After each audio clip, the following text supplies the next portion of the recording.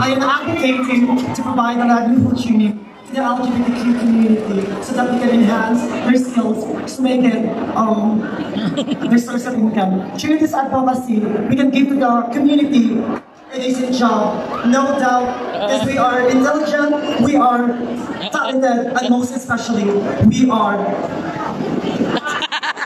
human. We are the world.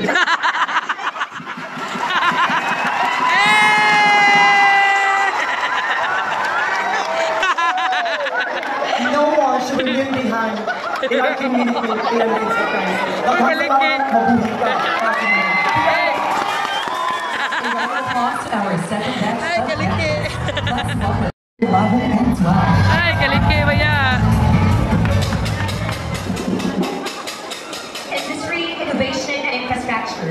As a nation abundant in resources, talent, and potential, this advocacy promotes the industrial transformation of the Philippines and strives to harness these strengths, to forge a future of sustainable growth, and to foster a culture of innovation across industries from manufacturing to services. And it also promotes the development of a world-class infrastructure, including transport networks, energy systems, and digital connectivity to create and support industrial expansion and facilitate trade. Thank you.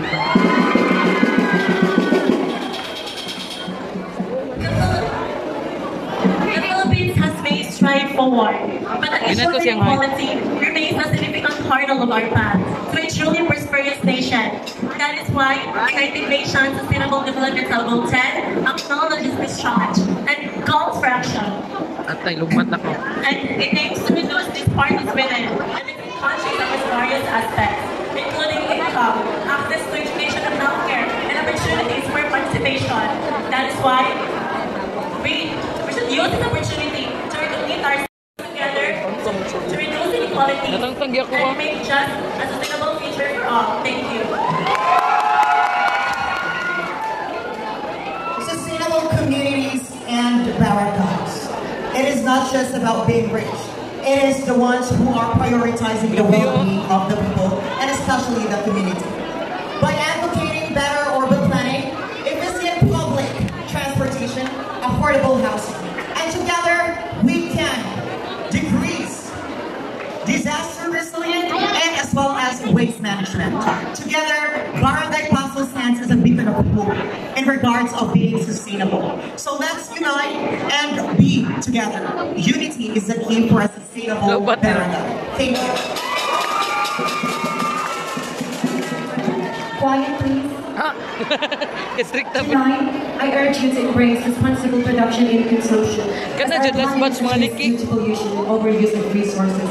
My advocacy plays a significant role in our ecosystem and to each and everyone. And I will use my voice not just as a candidate, but as one human who cares to encourage everyone the use of environmentally friendly essentials and to choose sustainable products and to practice reuse, reduce, and recycle. By doing these simple actions, we will be committed of making better choices, and together we can ensure a brighter future. Thank you. A round of applause to our third batch of candidates. Completed at 16. Climate change is a natural phenomenon and stop it. But we can do something for minimize its effect, for being a responsible steward of Mother Nature. Climate action is the best thing to do, and you must start it with yourself. Because that you will start with give a micro effort for the save Mother Earth, for the save us. Thank you. Hey! Go Basti! No water, no life, no food, no green. Despite the importance of life below water, marine ecosystems continue to face numerous threats, including overfishing, habitat destruction, pollution, and climate action. As a concerned global citizen, I advocate for stronger policies and initiatives to promote marine conservation, sustainable fishing practices, pollution reduction, and climate action. It is imperative that we should take decisive action to address these threats and protect our oceans. By taking decisive action now, we can ensure the health and sustainability of our oceans and for the future generations to come. Daghang salamat.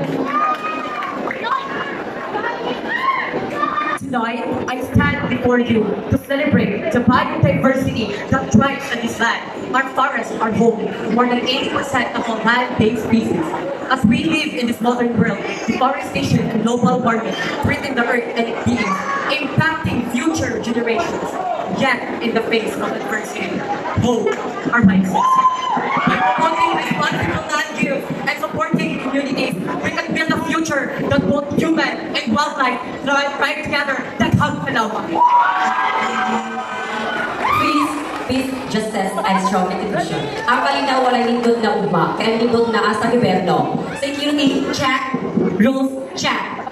And Kap Amo and Chairman Dean Ilaya, check the check. Thank you. A round of applause to our last batch of